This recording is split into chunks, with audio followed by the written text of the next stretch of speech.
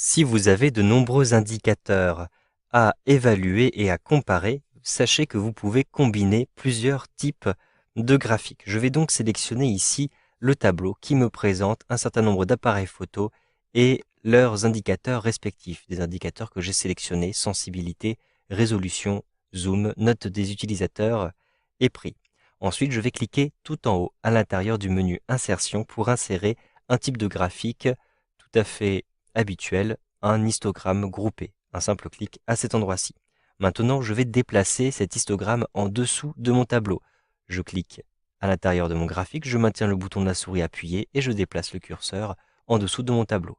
Je vais maintenant me déplacer à l'intérieur de la feuille pour mieux voir ce graphique. Je peux d'ailleurs le redimensionner en positionnant le curseur de la souris sur le bord du graphique et avec un glisser-déplacer comme ceci. Maintenant que nous voyons mieux ce graphique, je vais me rendre dans l'onglet Création à cet endroit-ci et je vais modifier le type de graphique. Je souhaite avoir différents types de graphiques en un seul. Je clique sur Modifier le type de graphique et ici sur la gauche, vous avez divers types de graphiques qui vous sont proposés. Celui qui nous intéresse est le graphique combiné. Un simple clic ici et vous avez ici dans le volet de droite, vous le voyez, un aperçu de votre graphique combiné. En dessous, vous avez la liste des indicateurs avec à chaque fois le type de graphique employé et la possibilité d'utiliser ou non un axe secondaire. Je vais ici, un petit peu plus bas, me rendre dans les indicateurs notes des utilisateurs et prix.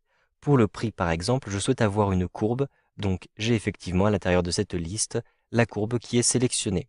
Et je souhaite avoir un axe secondaire, donc je coche ici axe secondaire. Pourquoi avoir un axe secondaire pour le prix? Si je décoche cette case-ci, vous voyez que les prix sont beaucoup plus hauts que les autres indicateurs. Il faut donc un axe avec des unités un petit peu différentes. Je vais cocher cette case-ci et donc vous le voyez, je vais avoir un axe spécifique pour les prix qui apparaît sur la droite et je vois du coup beaucoup mieux tous les autres indicateurs.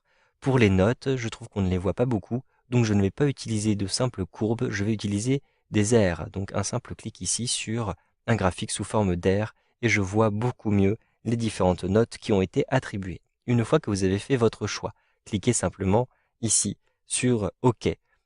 Il vous est beaucoup plus facile maintenant de lire ces indicateurs. Par exemple, Panoramia et Zoomlux à cet endroit-ci ont à la fois une bonne note et un prix qui est assez bas. Si vous regardez Lumion par exemple, vous avez une note qui est basse et vous avez un prix qui est très élevé. ShotClip, ici, va se distinguer par sa sensibilité. Et Reflex va avoir de très bons indicateurs, mais il va rester coûteux. Vous savez donc maintenant comment combiner plusieurs types de graphiques avec Excel 2013.